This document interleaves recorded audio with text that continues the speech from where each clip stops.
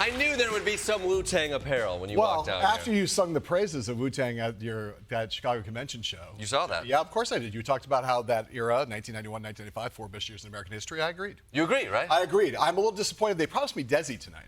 They did promise you Desi. Like, that's why I'm here. I mean, I love you, but like, you know, I was like, I wanted to get the best sub-John host.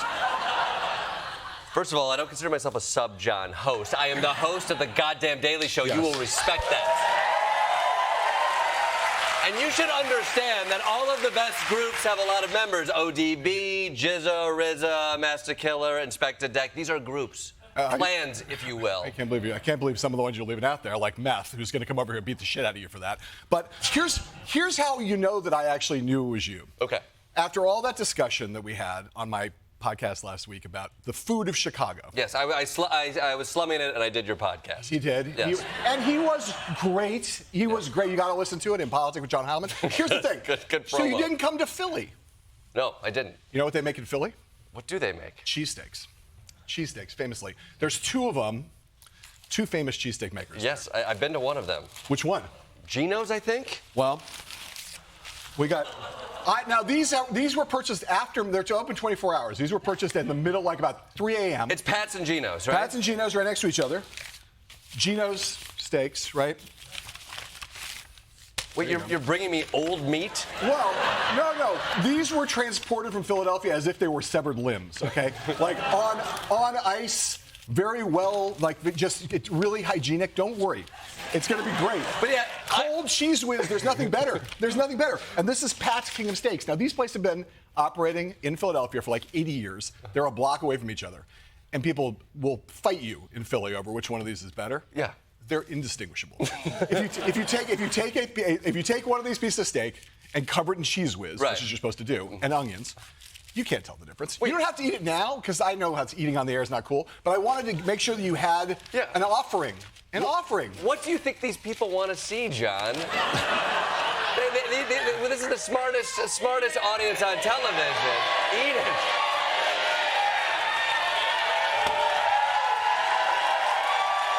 And then, let's do it. And you then know I what? figured, We're gonna do it. I tell you what, we're gonna do it. This is all gonna live on the web now because this interview's already gone 17 minutes into. Okay, so right. I'm starting with my Genos. Yeah, that's good. Let's do it. Okay, and the thing was, I thought that like a little Michter's 10-year-old straight rye would be the thing to wash it back. I think that looks like a delicious. That's a delicious It's drink. a delicious drink. There you go. Okay. Oh.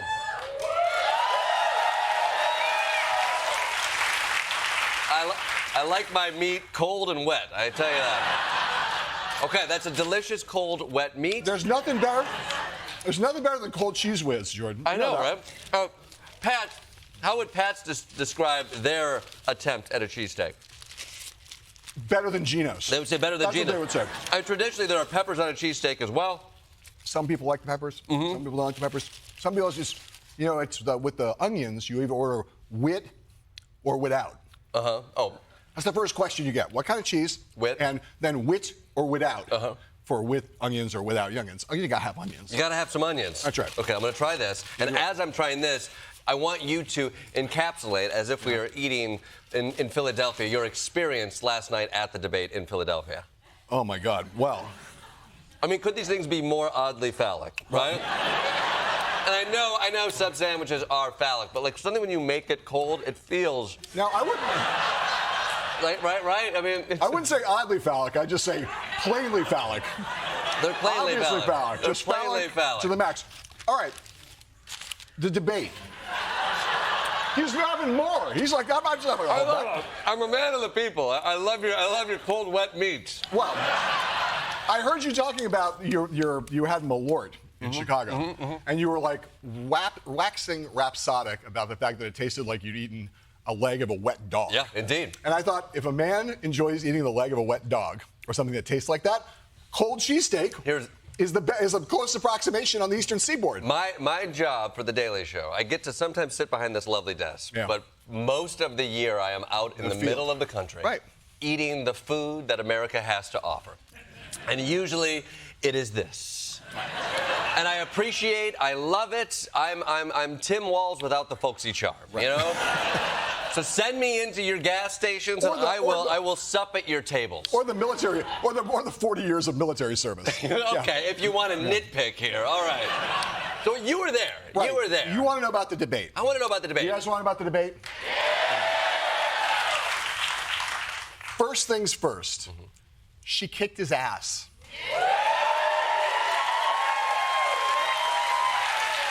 Now, I heard John last night talking about how, this is a matter of opinion. People will claim various things. Here's the fundamental truth about campaigns. Both sides have either directly under their auspices or in super PACs, they do this thing called dial groups. They get undecided voters in battleground states to watch the debate in real time, and you've seen these things where they crank the dial. Do they approve? Do they disapprove? And that's all they're looking at, is what the dials are showing them. Later, they will look at polling, but on that night... Internally, they're getting that essentially in real time based on the answers that they're having. And at the end of the night, they know two things. Did their candidate perform well with the dial groups? And the dial groups are meant to be representative of groups they're trying to reach and bring over onto their side. And they will know what worked. What are the things that work best? By the end of the night, if you know someone at a high level of the campaign, or either campaign, or both campaigns, says, I might, you will know by the end of the night what the group said, what the dials said, basically, is what they'll say to you. Yeah. And I would say this is a rare moment where the Harris campaign and the Trump campaign were in agreement. The dial said that she kicked his ass. Really?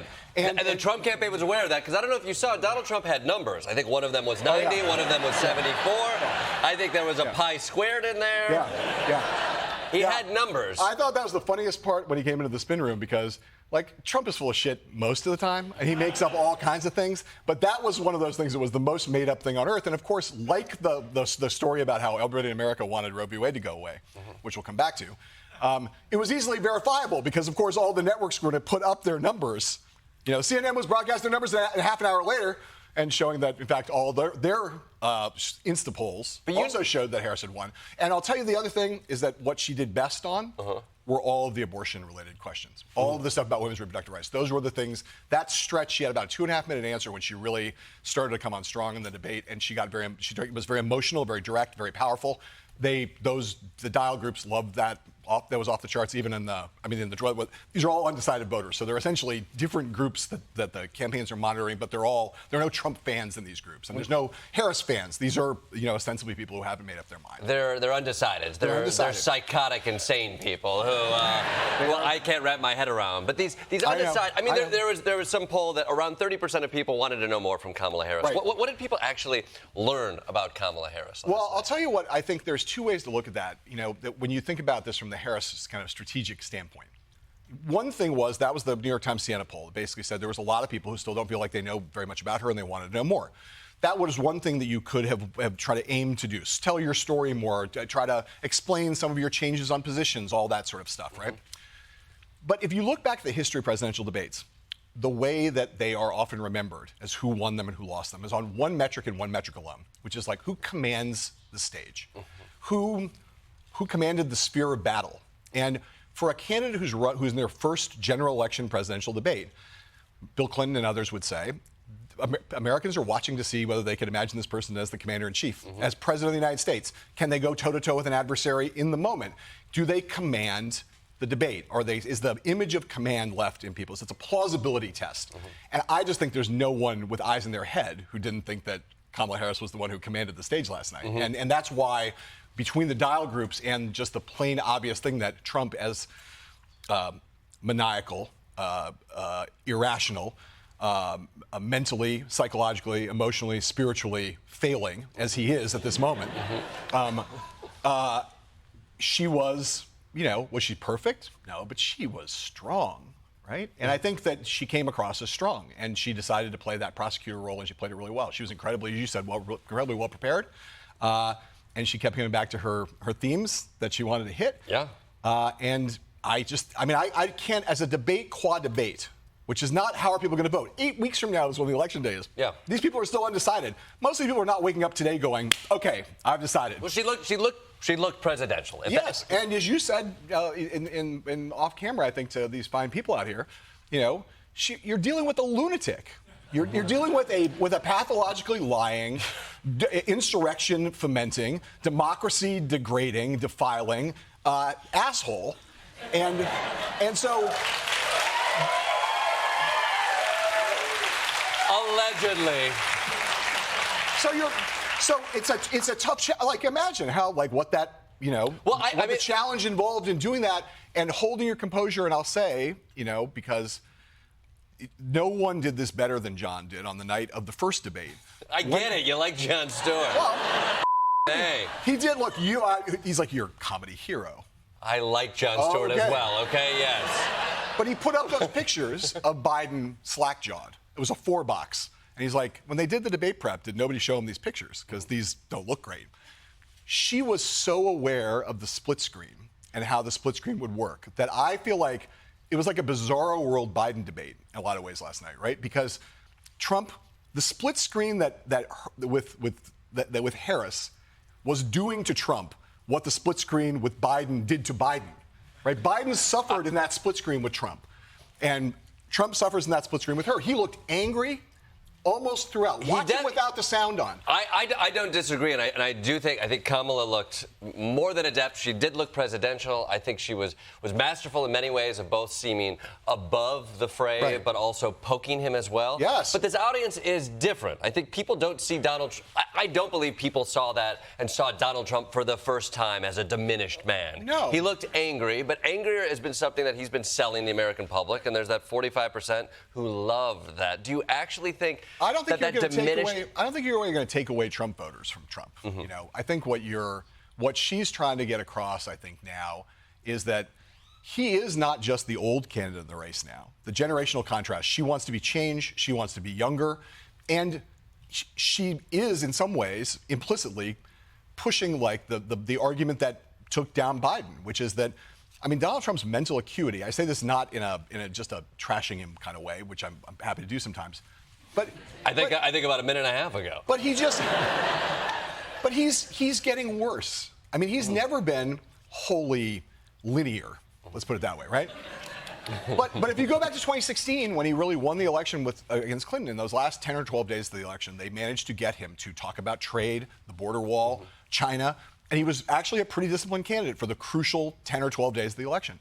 Now, there are a lot of Republicans who look at, well, she has this momentum. What's going to change between now and Election Day that will halt her momentum? Mm-hmm. One thing is like some external event. Vladimir Putin does something, China does something, some kind of cyber war, a Martian invasion, that someone has to repel on the White House lawn. Another is Harris up. She messes up somehow. She didn't do that last night, mm-hmm, right? We will all agree about that. Mm-hmm.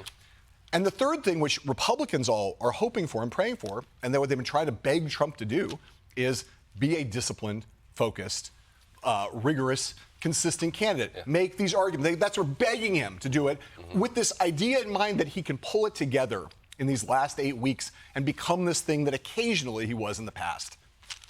I just think if you watched that debate last night, there's none of that there. Mm-hmm. There's none of that there. When he started talking about the dogs and cats and the pets being killed, do you know how that question started? I don't remember. What? It started with David Muir asking him about immigration. Was it? Yeah. Now, in the Biden debate, go back to my bizarro world thing. In the Biden debate, rightly, Biden got a question about abortion, his strength, and turned it into an immigration question. Right. And that's when you knew he had really lost it. Yeah. You're like, what are you doing? You're talking about immigration. They set you up. They put it on the T. Abortion. Talk about Roe v. Wade. Last night, Trump got asked about immigration.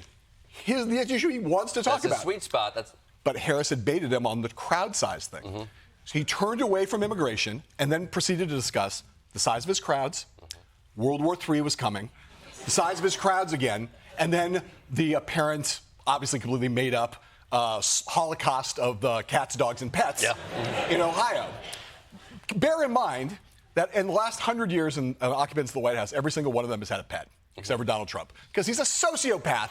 Maybe he doesn't like to snack at night. He doesn't. He doesn't.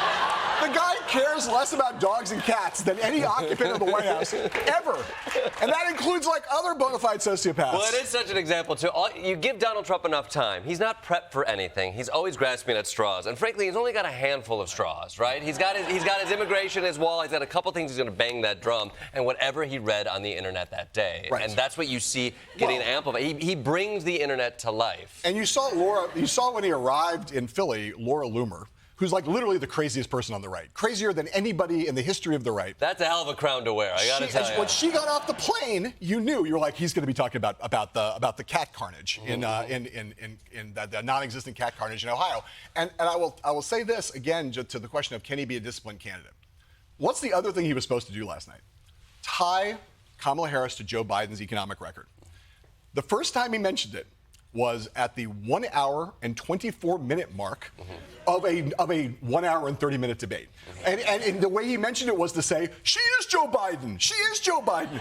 And again, back to the split screen, Kamala Harris like, I don't really think I'm Joe Biden. No? I mean, can people see that I'm not Joe Biden? He did it. He finally decided to do it. He did it so badly that she could just like knock it away with a laugh line. Yeah. Well, she got asked that question right off the bat, and she said, I'm going to talk about my history instead. Totally. And you heard J.D. Vance afterwards in the spin room where I was talking about how, Trump made these points in his closing statement. I'm like, now that's a strong candidate. The one who remembers, hey, it's my closing statement. I might want to say that thing about Biden, and at the end here. Do people around, I guess my question, do people around him, one, do they really have an expectation of changing Donald Trump in that way? And two, do they have a sense of what truly is happening? Like, I hear the moment where Donald Trump comes out and he has those bullshit numbers. And of course, he's always pulling out numbers that make the most sense to him. But are they giving him numbers that make him comfortable in that moment? What is their awareness? The Trump circle, what is their awareness of what is happening? It's not a monolith, right? Trump has now brought Corey Lewandowski back into the fold. Corey Lewandowski is the ultimate let Trump be Trump candidate. Corey was exiled. Now he's back. His job is to do things that make Trump happy so that he will not be exiled again.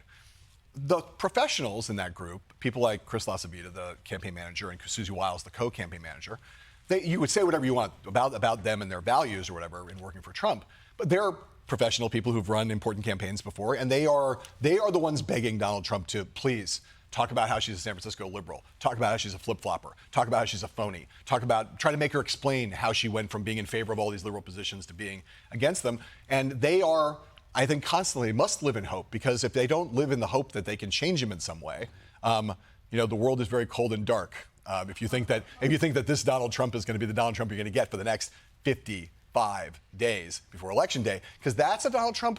I'm not saying he can't win, Jordan, because it's going to be really, really close.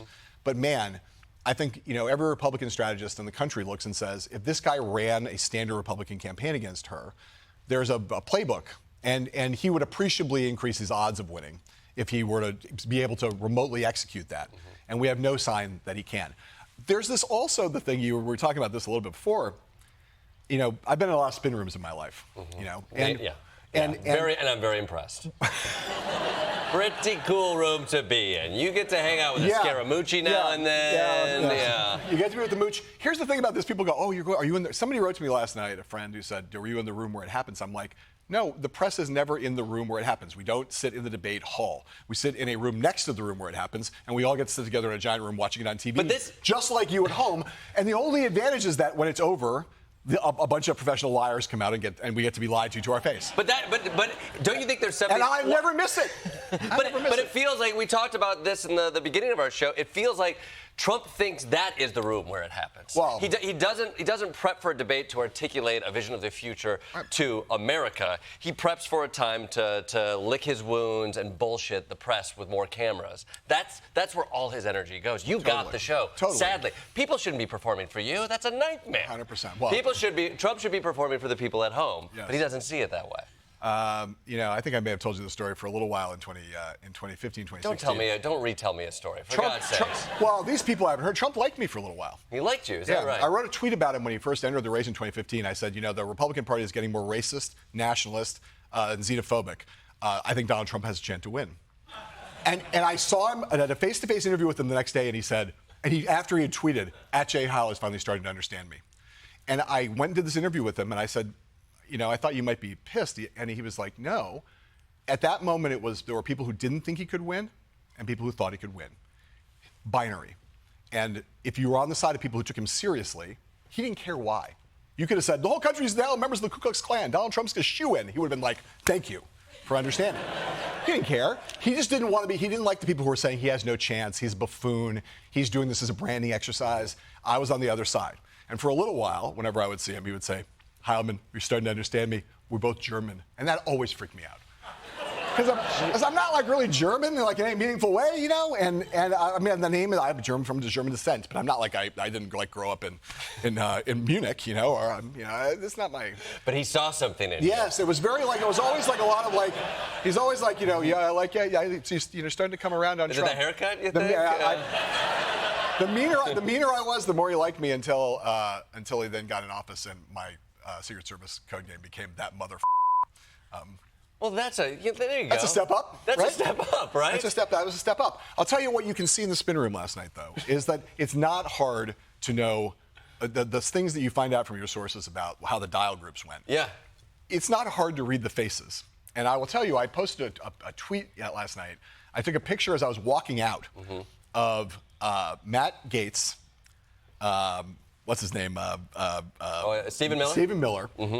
Matt Gaetz, Stephen Miller, and the skinniest, most incel-y looking guy in the world who was carrying their little sad sign out in the spin room because they have a little person who carries a sign. If you were in the spin room, they would carry a little sign that would say Klepper on it. Lovely. You know? Or if they wanted to get some attention, it would say Stewart. Okay, but, the goddamn it. And then people would, or Desi, or Desi, Unbelievable. I'm gonna, okay, you know what? I'm gonna get into one of these. Or Wood. You keep trying. Wood. Yeah, there you go. Jordan's having a hard time with that wax there. It's a hard wax. It's a hard wax. It's a hard. Have you been skimping on the gym sessions lately? I'm waiting till after the election. Okay. You know, this will be good later. Yeah. Right here, but this picture. Now I'm not going to be able to do it. I was going to say, look at this. Look at this. It's tough. God, is there this no is the ride, though. Here? The bourbon's much easier to open. Is there no one around here who can help us here? That's really well waxed on. Is it? It's like Miyagi. Wax on, wax off. Stay focused. All right, I'm trying. I got to wrap this up. This ain't a podcast, okay? Gaetz, Miller, and this little skinny kid. Yeah. Right? They look so sad. And, you know, I saw the various response tweets. People would say, you know, an incel, a neo-Nazi, and a pedophile walk into a bar. That's the way a lot of great jokes start. And Matt Gaetz was wearing these white, like Skechers with black jogging pants as his suit bottoms, and then a suit jacket on top. I mean, he looked like he was ready for Del Boca Vista, basically, at his age. I mean, honestly, I think that's a step forward. If he's trying to appeal to the older folks, I think, you know, I'll take it with Matt Gaetz. But I'll tell you, when I looked at that, I was thinking about, you know, what I had thought as I heard about the dial groups from the insiders of the campaign. I thought, you know, David Plouffe, David Binder, the focus group polling impresario from Obama, who's now working for Harris, they are not like champagne popping types. You know, they try to keep. But they were metaphorically popping champagne corks last night at how well their candidate did. In the Trump world, they were popping either Maalox or Klonopin, I don't know which, but they were not. And when those guys showed up, and I looked at them, I was like, those guys are either very, very sad, very, very drugged up, or someone killed their pets. Maybe they lost their. They look like a bunch of guys who had their cats and dogs taken out by some imaginary Haitians in Ohio. Yeah, take it from the sad man in the Skechers. I think that's how the debate went. Be sure to check out John's column at Puck and his podcast, Impolitic, with John Heilemann.